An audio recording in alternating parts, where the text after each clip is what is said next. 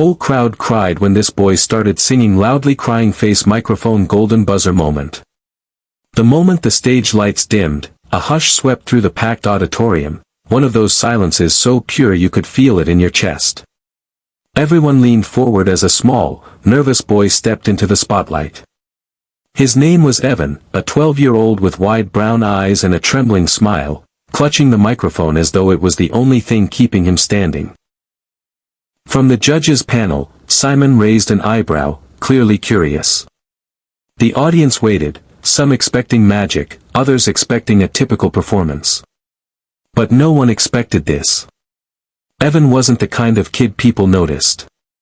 Back home, he lived with his grandmother in a tiny apartment above a grocery store.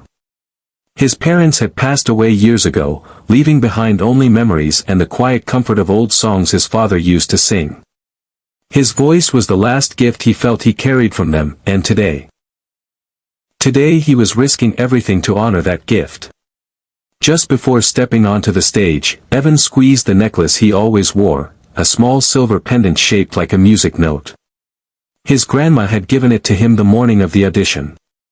"Your voice is kindness, Evan," she whispered. "And the world needs more kindness." He didn't know what she meant then. He was about to. As he stood there now, breathing through the nerves, Simon leaned forward. "Whenever you're ready," he said. But Evan didn't start singing. Not yet.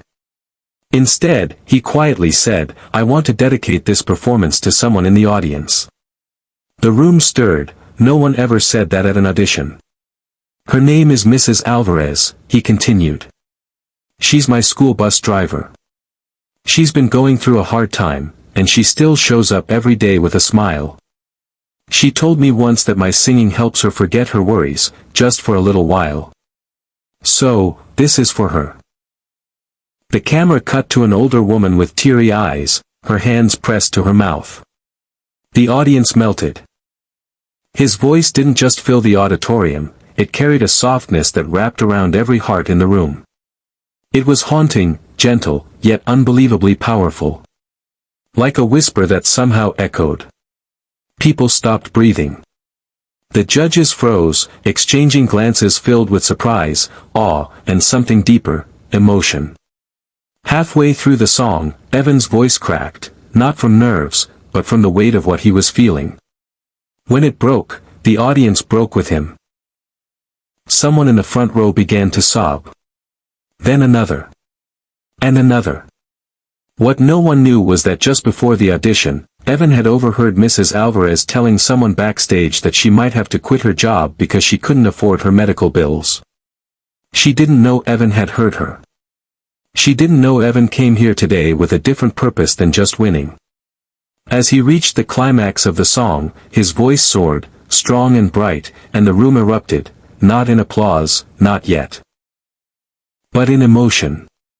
People cried openly, clutching each other's hands. Even the toughest faces softened, letting down their guard. When the final note faded, Evan whispered into the microphone, "Mrs. Alvarez, thank you for being the kindness in my life.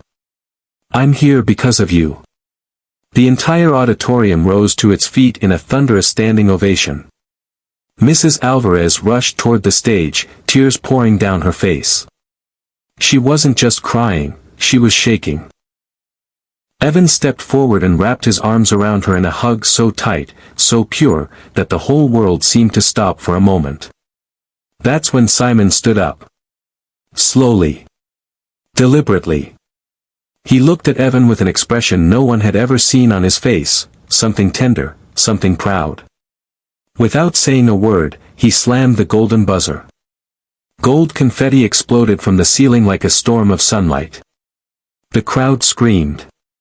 Mrs. Alvarez covered her face, overwhelmed. Evan stood in the middle of the glittering rain, stunned, clutching the pendant around his neck as the judges approached him afterward, each one fighting back tears. "You didn't just sing," said one. "You showed us what real love looks like." Another whispered, "Thank you for reminding us there's goodness in the world." But it was Simon who summed it up best. He placed a hand on Evan's shoulder and said, "Kindness is the greatest talent anyone can have. And you just shared it with millions." Backstage, as Evan and Mrs. Alvarez held hands under the falling confetti, he finally understood what his grandmother meant. His voice wasn't just for performing. It was for healing, for lifting others, for reminding the world that compassion, no matter how small, can change someone's life. And that day, it changed his. The crowd didn't cry because the boy could sing. They cried because, for a few minutes, they witnessed something the world doesn't see often enough. A child choosing kindness over fame. A voice choosing healing over applause. A moment choosing humanity over everything else. And that is why the whole crowd cried when the boy started singing. And why no one who was there would ever forget it.